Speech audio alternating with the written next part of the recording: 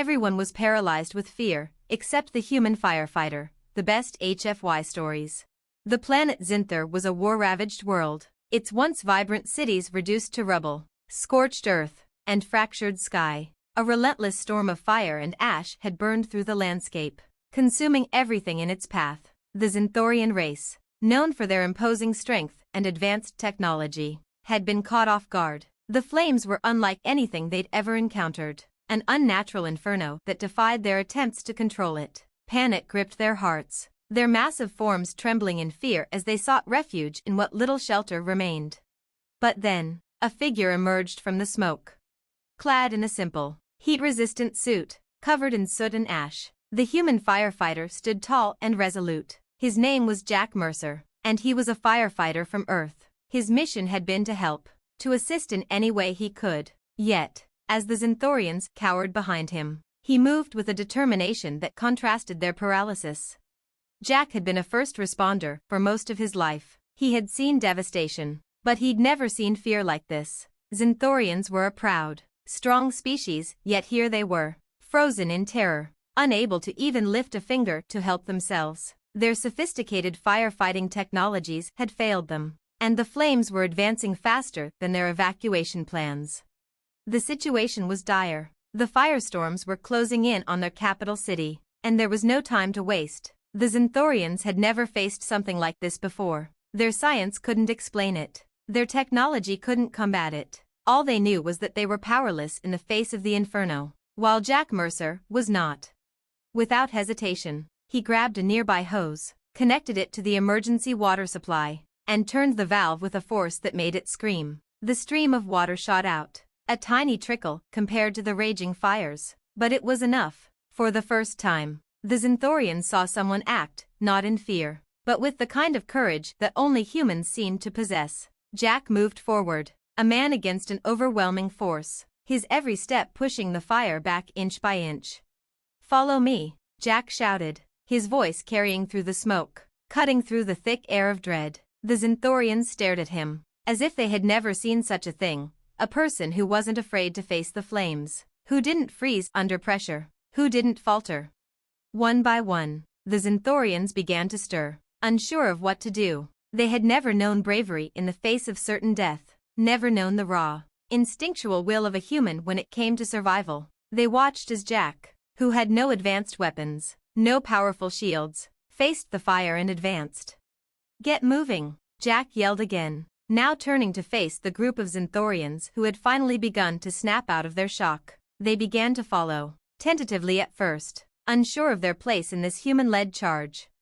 Jack's focus never wavered. With each step, he fought the fire back, pushing forward as the Zinthorians stumbled along behind him. The fire hissed, crackled, and roared, but Jack was unrelenting, his every movement a testament to the human spirit, undeterred, unshaken, and unwavering.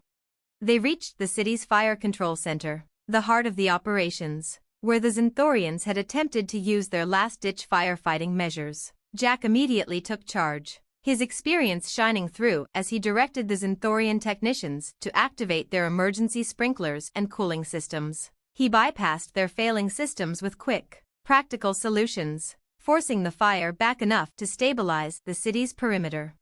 The Zinthorians watched, astonished. In all their years of advanced technology, they had never seen someone tackle a crisis with such hands-on, fearless determination. Jack wasn't looking for glory, wasn't trying to prove anything, he was just doing what needed to be done.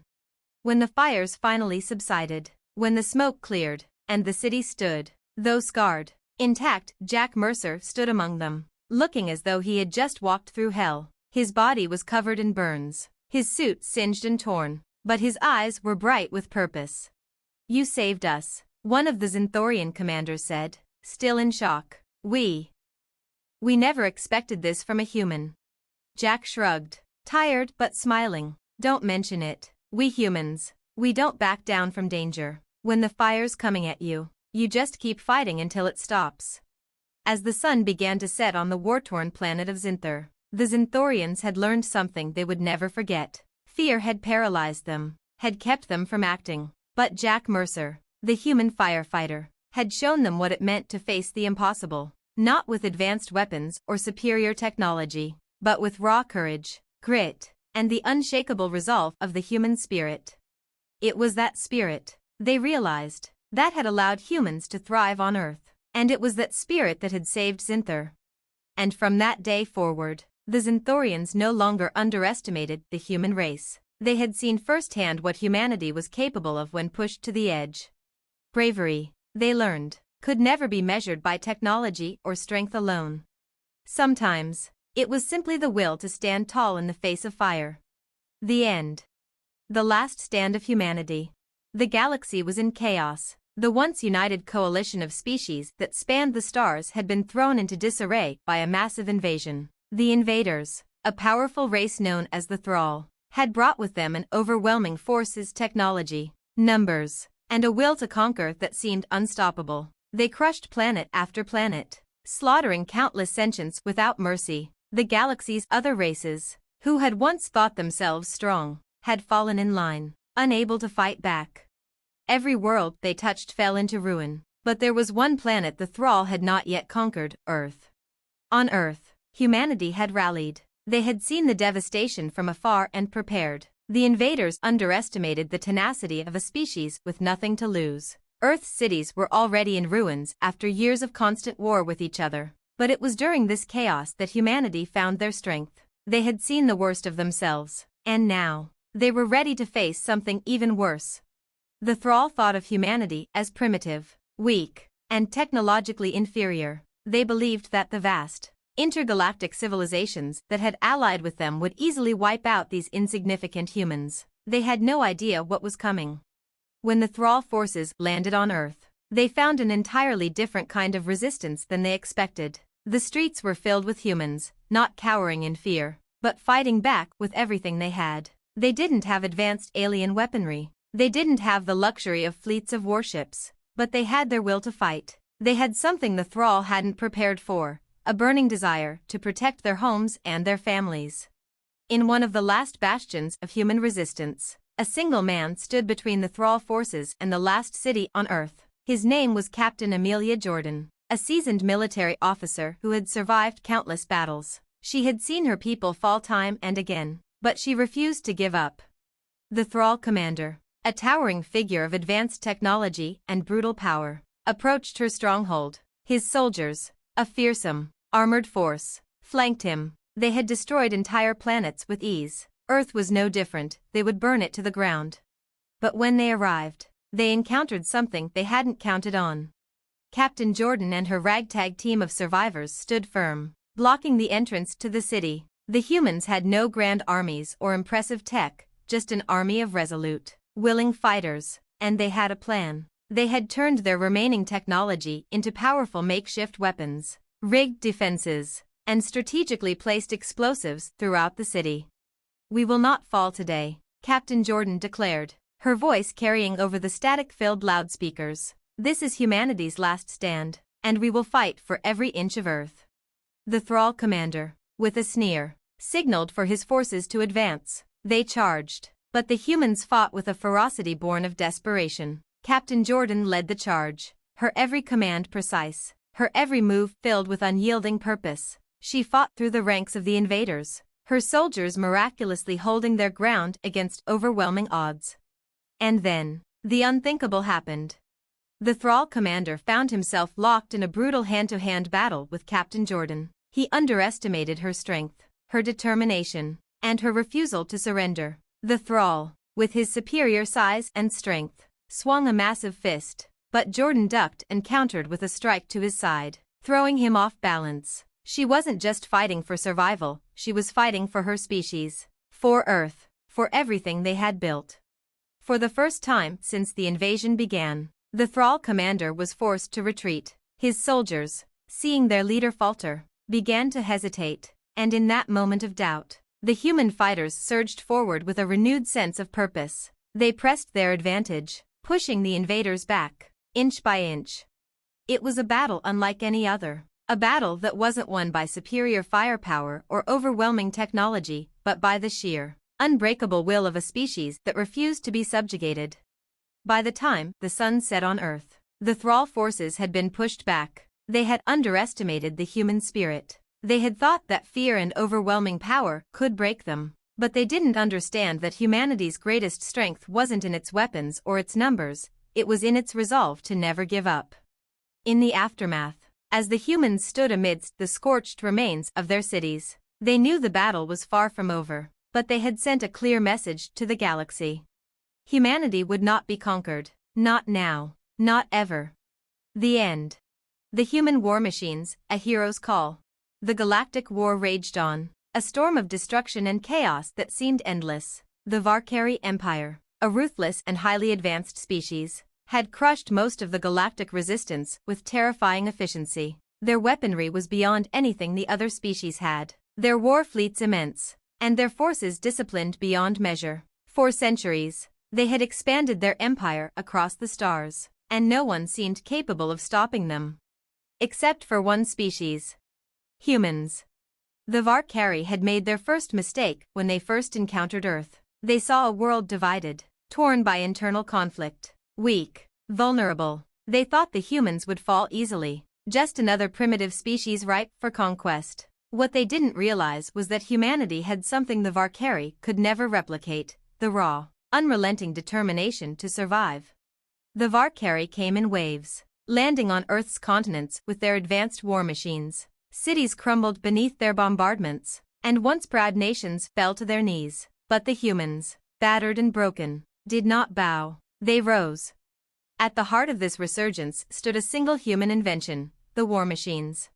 These towering mechanical beasts were the pinnacle of human ingenuity. Crafted from the ruins of Earth's once great cities, each war machine was a symbol of humanity's defiance. Inside each one was a human pilot, trained, courageous, and ready to face the unimaginable. The war machines were a mix of advanced technology, raw engineering, and, most importantly, the indomitable spirit of the humans that powered them. Colonel Sarah Dawson, the lead pilot of the 7th Defense Division, stood inside her war machine, the Titan, her hands gripping the controls. The roar of the engines filled the cockpit as she stared at the Valkyrie fleet above, an enormous armada descending upon the planet. "We have one shot at this," Sarah muttered to herself, looking at the team of pilots who stood by her side, ready to fight. The humans knew the odds. They knew they were outmatched, outgunned, and outnumbered. But there was one thing the Valkyrie hadn't accounted for, the heart of a human warrior. The Valkyrie may have superior technology, but humanity had something far stronger, the ability to adapt, innovate, and fight for what mattered most. The signal was given. The war machines activated. Sarah and her team launched into the skies, their massive mechanical giants rising from the Earth's surface with the thunderous roar of rocket boosters. As they climbed toward the Valkyrie fleet, they could see the fear in the eyes of the invaders. They had underestimated the power of human will. The battle was brutal. The Valkyrie unleashed their weapons with devastating precision, but the war machines were built to withstand the impossible. Sarah's Titan tore through the enemy forces with heavy artillery, its massive fists crushing Valkyrie ships as though they were paper. The sky erupted in flames, metal, and destruction as human ingenuity collided with Valkyrie might. But it wasn't just the machines that made the difference. It was the pilots. They were the heart and soul of the machines, and each one fought with a resolve no alien force could understand. "Stay focused." Sarah's voice echoed over the comms as her war machine punched through a Valkyrie flagship. "We fight for Earth. We fight for every last human standing." The war raged on for hours, each moment pushing the human forces to their limits. The Valkyrie fleet seemed endless, but each strike from the war machines brought them closer to victory. The humans didn't stop, didn't falter, they pushed forward, even as the weight of their losses mounted. And then, just as it seemed like the tide would turn in favor of the Valkyrie, a flash of brilliance struck. Sarah's team had discovered a critical weakness in the Valkyrie fleet's central command ship. It was heavily armored, but not invincible. They devised a plan to take it down. Sarah would make the final charge, knowing the risk. "Prepare for the final assault," she said, her voice calm and resolute.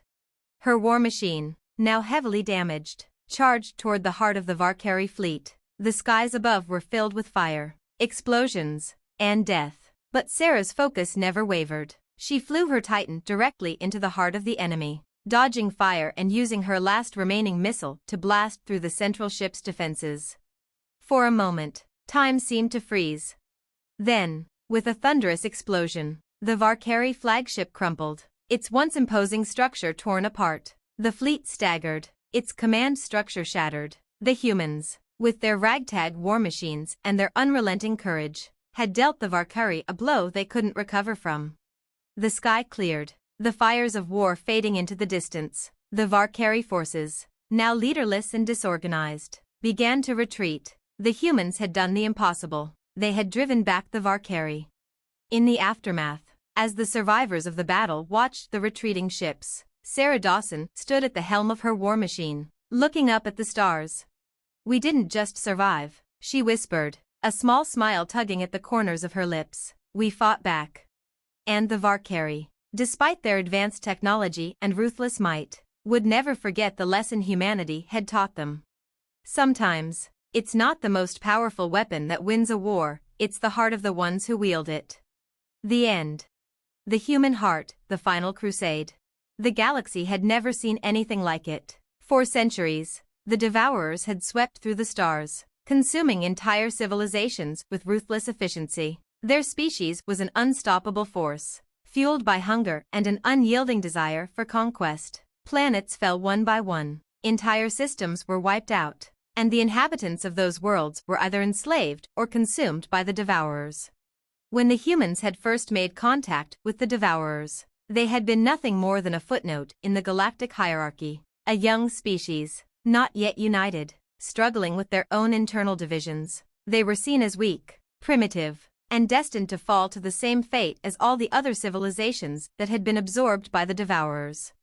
But the Devourers had underestimated humanity.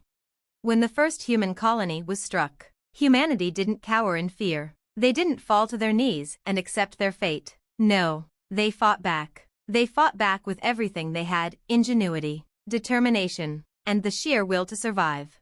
For the first time in their history, humans had been united by a common cause, the survival of their species. They fought the Devourers not with overwhelming technology or brute force, but with sheer creativity. Their small but advanced fleets fought viciously, learning the tactics of their enemies and adapting quickly. They understood that the Devourers' greatest strength, an insatiable hunger, was also their greatest weakness. For every victory the Devourers claimed, humanity took back twice as much. They were no longer the underdogs, they were the ones who refused to die.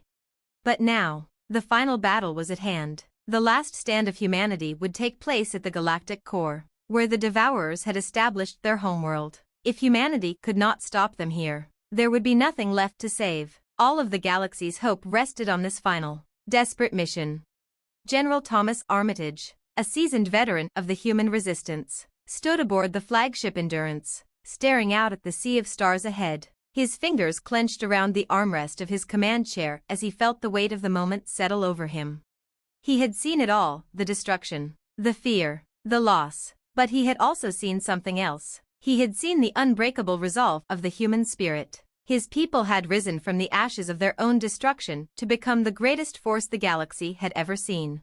"We can win this," Armitage muttered under his breath. It was less of a statement and more of a promise to himself. His fleet was a ragtag collection of soldiers from every corner of humanity's colonies, each one willing to give their all for the survival of the human race. Their ships were heavily damaged, their resources drained, but their spirits were unshaken.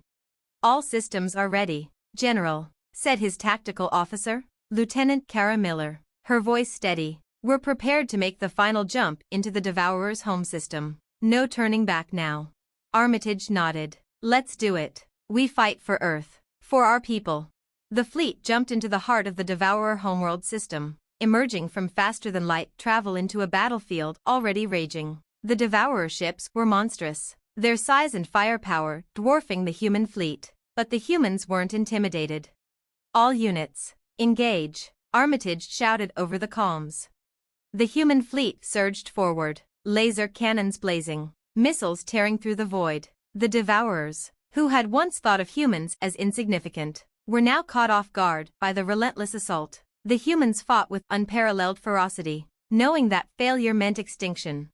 The battle raged for hours. The humans held their ground. Their smaller, more agile ships darting between the massive devourer vessels, exploiting every weakness they could find. And slowly, as the hours passed, the tide began to turn. The devourer ships, despite their overwhelming numbers and power, began to fall. On the Endurance, General Armitage stood in the heart of the chaos, coordinating the defense, ensuring every human ship could deliver its blows. He watched as the devourer fleet began to falter, their once formidable numbers dwindling. "This is it," Armitage said, eyes narrowing. "All ships, focus on the flagship. It's the heart of their fleet. We bring it down, and we bring them all down."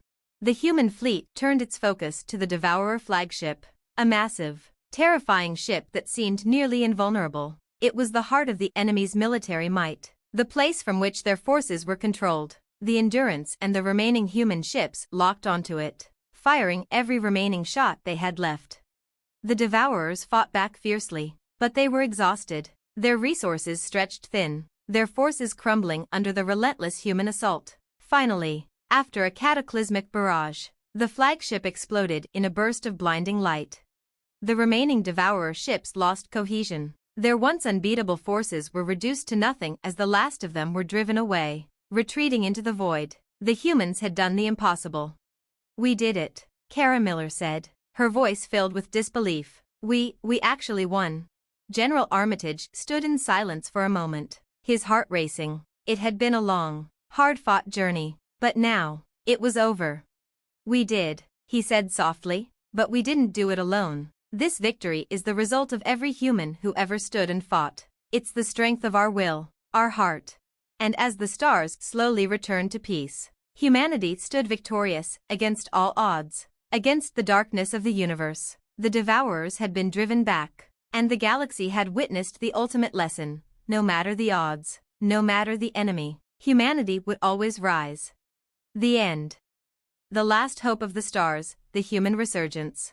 The galaxy was broken. After millennia of peace between the various species, a new and more terrifying enemy had emerged. The Zinther, a race of insectoid conquerors who spread across the stars like a plague, had annihilated entire star systems with brutal efficiency. Their swarm tactics, overwhelming numbers, and ruthlessness knew no equal. For every civilization they destroyed, they consumed the very essence of the species they conquered, growing stronger with each victory. The remaining galactic powers had formed an alliance, but despite their combined forces, they were helpless. The Zinther's sheer numbers and savagery pushed every civilization to the brink of extinction. No one could stand against them. No one, except for humanity. When the first human fleet entered the battle, it was treated with skepticism and ridicule. The humans were young in galactic terms, untested in the fires of interstellar war. Their ships were nothing compared to the advanced technology of the other races, and their tactics were considered primitive at best. But the humans brought something with them that no one had ever accounted for: the ferocity of a species that had fought for survival on their homeworld for millennia. They had nothing left to lose, and the Zinther had made the mistake of underestimating them. Admiral Lila Carter, the leader of the United Earth Fleet, stood at the helm of Aegis, the flagship of Earth's defensive fleet. She stared at the hollow display, where the massive, chaotic Zinther swarm was beginning to close in on the last of the Allied defenses. The situation was dire. The combined fleet of the galaxy's remaining forces was shattered, their command structure in disarray. "We're outnumbered, Admiral," said Commander Norin of the Eremite Coalition, his voice grim. "The Zinther have begun a full-scale assault. Our forces won't hold much longer." Admiral Carter nodded. She had known this moment would come. But even now, she wasn't ready to give in. "We have one advantage left," Carter said, turning to her command crew: human ingenuity. The crew stared at her, uncertain. They had already exhausted all the conventional tactics they knew. But Carter's words were like a spark of hope. Humans had always been good at one thing: defying the odds. "You've seen what we can do with what we have," Carter continued. "The Zinther may have the numbers, but we have the heart. We'll make them pay for every inch they take from us." As the rest of the Galactic Alliance hesitated, Carter issued the command to rally the human fleet. Their ships, made of salvaged materials, jury-rigged weapons, and salvaged tech, moved into position. Their fleet, though smaller, was more nimble, more agile, and more prepared to use the terrain of space to their advantage. "We'll fight them on our terms," Carter said, her voice steady. "This is our home. We've already beaten the odds before, and we will do it again." The human fleet struck first. Their ships, designed for maneuverability and guerrilla warfare, darted between the Zinthar's massive warships, delivering devastating strikes with pinpoint accuracy. The Zinthar, though powerful, were not prepared for this type of warfare. Their tactics were based on overwhelming force, not on dealing with the cunning unpredictability of a smaller, more agile enemy. As the battle wore on, the humans pushed deeper into the heart of the Zinthar swarm, striking at the critical command nodes of their forces. The Zinthar had underestimated the will of humanity to fight, to survive, and to protect their own. Every ship, every soldier, was driven by the same resolve: never surrender, never give up. Admiral Carter's fleet moved with precision, hitting the Zinthar where they least expected it, at their supply lines, their communication centers, their supply depots. Slowly but surely, the tide of the battle began to shift. And then, the humans made their boldest move yet. In the heart of the Zinthar's main fleet, they planted a single devastating blow, a well-coordinated strike to the Zinthar Queen's vessel, the source of their command and control. The Aegis and the rest of the fleet launched their final assault, a coordinated barrage of missile strikes and electromagnetic pulses that cut through the Zinthar's shields and tore through their flagship. It was a gamble, but it worked. The Zinthar Queen's ship crumbled in a blinding explosion, sending shockwaves through the entire swarm. Without their leader, the Zinthar forces fell into disarray. The swarm that had once seemed unstoppable now floundered, unable to coordinate. The human fleet seized the moment, pressing their advantage with relentless determination. The once impenetrable Zinthar lines began to crumble as the humans exploited every weakness, every opening they had created. The swarm that had been invincible just hours before was now on the retreat. The battle raged for days, but when the smoke cleared and the final blasts of energy faded into the void, the humans had won. Admiral Carter stood on the bridge of Aegis, watching as the last remnants of the Zinthar fleet fled into the dark reaches of space. Her hands were trembling, but her heart was filled with pride. "We did it," Commander Norin said, his voice filled with awe. "We actually did it." "Not just us," Carter replied, her gaze sweeping across the bridge. "The entire galaxy did. We may not have been the strongest, but we had something the Zinthar couldn't take: our heart, our spirit, and that's what won this war." The humans had once again defied the odds, not with overwhelming power, but with a strength that transcended technology. In the end, it was their will to survive, to protect their home, and their people that had turned the tide. The galaxy was saved, and the message was clear. Humanity was no longer just a species to be ignored. They were a force to be reckoned with, a race that would rise up and fight, no matter the cost, to protect what they loved. And in the end, that was the most powerful weapon in the universe. The end. The human frontier, breaking the chains. The universe was vast, and within its endless reaches lay countless civilizations, each with its own story of glory, conquest, and survival. Some had flourished through peaceful diplomacy, others through the raw force of their might. But across the stars, a shadow was growing, a new threat that had long gone unnoticed by the greater galactic community. The Ekler, a race of interdimensional beings with the power to warp space itself. The Ekler had existed in the darkness, watching from the fringes, biding their time. Their invasion was swift, brutal, and without mercy. They did not strike with armies or fleets. They struck with something far more terrifying: the ability to bend reality, to erase entire worlds from existence. Worlds burned, civilizations vanished, and entire species were wiped off the map as the Ekler extended their reach across the galaxy. Every species, no matter how advanced, found themselves at the mercy of these eldritch invaders, the great powers of the galaxy. Unable to fight back against such an overwhelming force, could do nothing but flee, abandoning their homeworlds and allowing the Ekler to reshape the cosmos in their image. It was only when the Ekler arrived at Earth that they made a critical miscalculation. They underestimated humanity. At first, the humans were no different from the other species. Their technology was primitive compared to the Eklers, and they had no way of understanding the alien forces at work. The initial contact was devastating. Cities were leveled, countries fell, and humanity faced total annihilation. But the humans had something no one else had, an incredible ability to adapt and fight against overwhelming odds. They did not surrender. They did not bow to their invaders. For the first time, humanity united under a single banner, setting aside their differences to combat the existential threat they faced. And as Earth burned under the onslaught, a miracle happened. The humans discovered the key to fighting back. It wasn't technology. It wasn't weaponry. It was something far more fundamental. Hope, resolve, the unyielding desire to survive.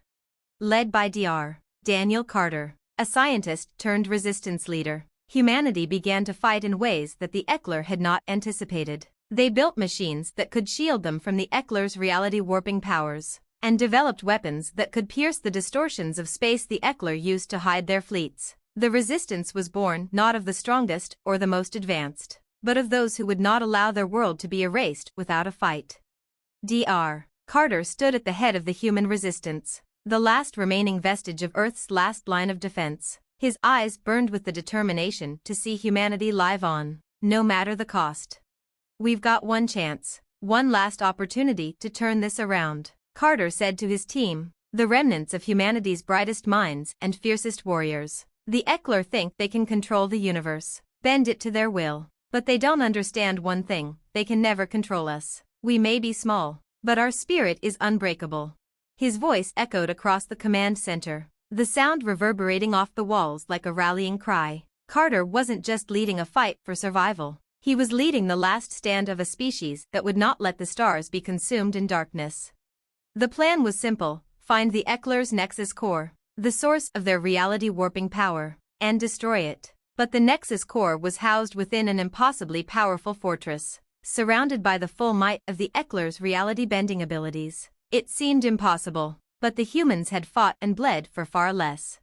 "We've hacked into their dimensional grid," said Lieutenant Hira, the Resistance's tech genius. "We've found the coordinates. It's not just a fortress, it's a pocket dimension. The very laws of physics bend around it. But I've developed a device that can destabilize it. It'll be risky, but we have no other choice." "Then we'll take our shot," Carter said. "Everyone who fights today fights for Earth, and we'll make them pay for every inch they've taken." With a final push, the human resistance launched their attack, their small fleet of stealth ships slipping past the Eckler's sensors as they entered the heart of the Nexus. The Eckler responded with their reality-warping weapons, distorting time and space to create impossible landscapes and traps. Gravity reversed, stars disappeared, and entire sections of space folded in on themselves. But the humans pushed on, their sheer will and determination acting as their shield. They knew they would face horrors beyond comprehension, but they also knew they could not back down. Every step forward was another act of defiance. Every battle won another blow to their invaders. Inside the heart of the Nexus, Carter and his team reached the core, the glowing, pulsating heart of the Eckler's power. It hovered in a space where time moved in unpredictable ways, where every thought seemed to flicker out of existence. But they had come too far to fail now. "Let's finish this," Carter said, as he activated the destabilizer. The air around them seemed to ripple, and the reality around them seemed to bend and snap, like the universe unraveling. With a final, resounding explosion of energy, the Nexus core erupted in a blinding light, sending shockwaves throughout the fabric of space. The Eckler screamed, but their grip on reality weakened, their power faltering as the Nexus core crumbled to nothing. Humanity had done it. Against all odds, they had taken back their future. As Earth began to heal, as the remaining survivors rebuilt their world, the galaxy would never forget the story of how a species, against all expectation, had stood tall and fought back. Against a foe that bent the very fabric of space itself, humanity had stood firm. The galaxy would always remember one simple truth: never underestimate the heart of humanity. The end.